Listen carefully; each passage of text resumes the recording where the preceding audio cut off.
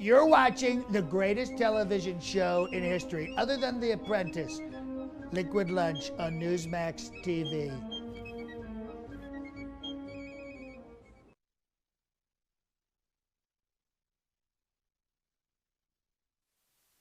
Hey, welcome back. It's Money Monday on Liquid Lunch. You're watching Liquid Lunch on Newsmax TV. I'm John Tobacco.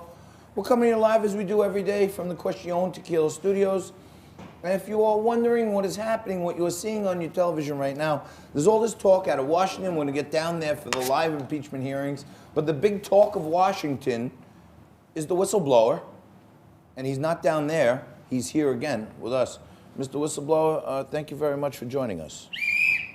So, Frank, when I was off a couple weeks ago, you went out there and got the whistleblower himself to come down. I don't know how you keep doing it. Well, I'm in touch with his attorneys, and I do want to ask you, whistleblower, we've been told by your attorney that while you will not submit to being interviewed by any of these congressional committees, you are willing to answer questions in writing. And I am curious, why, if you're willing to answer questions in writing, would you not come forward and answer questions in a direct manner, in a style of a standard congressional hearing? Well, I mean, that's a fair point. So you're saying you want to protect your identity. Is that why you're wearing a bag over your head? Excellent. Fair enough. Wow. There are many things going on down there. You can give me one whistle for yes, two whistles for no. Do you think this guy, Adam Schiff, the chairman of the Intelligence Committee, does he have any intelligence? Perfect. Do that. Is this entire proceeding, in your view, based on what you know, is this proceeding a sham? Wow. Well, let me play for you, whistleblower, and for you, John, some of what Congressman Jim Jordan had to say. Now, Jim Jordan is the newest member of the Intelligence Committee. They kind of installed him on there to be President Trump's attack dog. And this is what he said over the weekend. Are you comfortable with the investigation that was requested? The investigation that was requested. Look, that the president spoke to Gordon Sondland about this request to have the Bidens investigated. I thought we were supposed to be looking into potential impact on the 2016 election and foreign countries' involvement in 2016 election. So I'm comfortable with that. Well, this is the 2020 election. Does that make you comfortable? Well, I don't think that's what took place here because there was never an investigation undertaken. There was never an announcement from President Zelensky. But the request for one that was overheard and testified to. But it didn't happen. Like there's all kinds of talk about things, but it didn't happen. And remember, when this all broke, and the attempt itself doesn't bother you. What did the Democrats tell us? There was a quid pro quo. The scary thing is the Democrats have been out to get this president. I was struck by listening to Speaker Pelosi's comments. Her answer to your second question, she used the word imposter. Talking about the president of the United States, who 63 million people voted for, who won an electoral... So Congressman Jordan won't say whether the conversation that you blew the whistle on was appropriate or not. I'm curious, I'm guessing that you don't think that was an appropriate conversation that President Trump had with President Zelensky. What did you... I don't know what 3 is. That's big. 3 is maybe? Well, you know, sometimes people answer in nuance, John.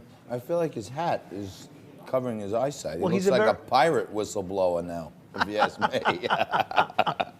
Mr. Whistleblower, if you don't mind, I'm going to remove your hat for the time being. I mean, you got to be the respectful thing. And now it's like a green baggie. You're indoors. So let me ask you this. I know you want to keep your identity hidden. Would you mind trying one of our meatballs today? Okay, why don't you test that out for a minute? Frank, a little later in the show, we're going to go down to... What do you think? Good? Wonderful. Okay, now Frankie doesn't really do meatballs, but there is some Italian bread here if you want to do a little bread. So there you go. Help yourself. I really appreciate you coming down here and giving us Liquid Lunch the exclusive on the whistleblower. Will you continue to come down and help us out? Because we need your commentary on this. You're the source of all of this. You will help us in the future. Okay. Frankie, what are they saying out there on the... Well, the big story, the news that broke right before we went on is that the House Democratic investigators are looking at whether or not President Trump obstructed justice, essentially, by lying to the Mueller probe. And that's why they want the full Robert Mueller grand jury transcripts to compare President Trump's answers to what we heard from the grand jury. So are you saying that because of the Trump trial, they're having an opportunity now to get a second bite at the apple on the Mueller report? Sounds like it. I mean, all of you that thought the Mueller probe was over, it's like a bad horror movie. It just keeps coming back. Just when you think it's dead, it just keeps coming back. It's like, is there double jeopardy on some of this stuff? Like it's already been heard and tried? No, because he was never charged with a crime. So they can just keep ripping it open again? And evidently. All right, one other item I do want to get your view on, John, and invite you to comment on, Whistleblower, is the election in Louisiana that took place on Saturday.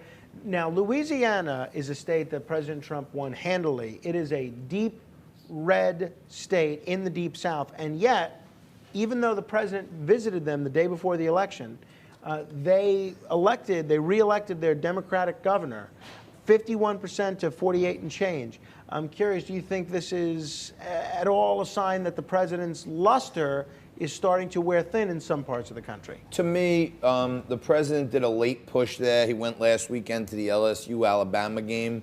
Many people are saying that up to almost 40% of the vote in Louisiana is early voting. So I think many people may have already voted or before Trump got there and put the final push on. And Frank, as you and I both know, incumbents win 80% of the time. So this is an incumbent, John Bel Edwards. There have been issues that have come up in the past where he's been quite moderate, frankly. So I think the people of Louisiana are engaging in some really local politics. And the president, even in the midterms, he hasn't shown the ability to turn things when he's not on the ballot. Well, so in Florida and Georgia, he was able to help pull the Republican over the victory line. But here in Louisiana and in Kentucky, he wasn't. So it's going to be interesting to see You know what how the happens. old song goes, Frankie, 2 out of 3 ain't bad. You know what I'm saying? And John Bel Edwards, to me, is, people like him down there. He hasn't been crazily controversial. And I just think, quite frankly, that he ran a better campaign than the Republican businessman. He was an unknown. He was an outsider. It happens. I don't think it's an indication of the president. I think it's an indication of local politics versus federal politics. All right, well, real quick before we go to break, John, the office space company WeWork is apparently planning to lay off thousands of workers, the majority of which are right here in New York City. New York Times reporting that this move comes as the Manhattan-based company faces financial trouble and looks to stabilize its business. You're not much of a WeWork fan, are you?